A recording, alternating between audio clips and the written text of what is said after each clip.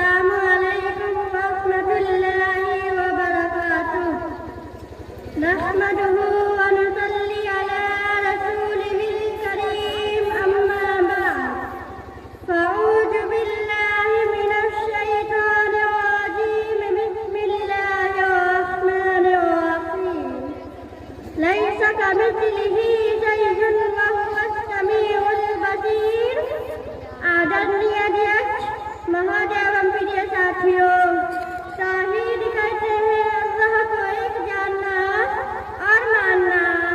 और तौहीद की 3 प्रकार है।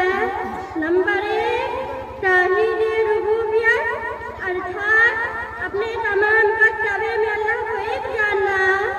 जैसे जीविका अथवा मृत्यु वो जीवन वाली देने वाला है, जैसा कि अल्लाह का कथन है, इन्ना रब्बकुमुल्लाहु अल्लज़ी खलक़स समावाति वल अर्ज़ फी 6 अय्यामिन सुम्मा इस्तवा अलल अर्श इला आखिरिल आया।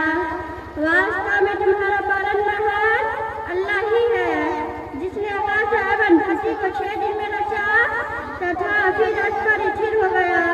वो रात्रि को दिन से ऐसा छुपा देता है कि उसे तीव्र गति से आ लेती है।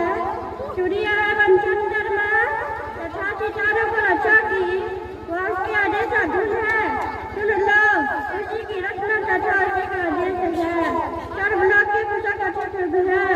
नंबर 2 तौहीद उलूहियत, अर्थात शिवक की पूजा में अल्लाह को एक जानना। जैसे रोजा, नमाज, हज, कुर्बानी, नजर, अर्थात किताब और सुन्नत में अल्लाह के जनाब अथवा पुरुष बनाए हैं।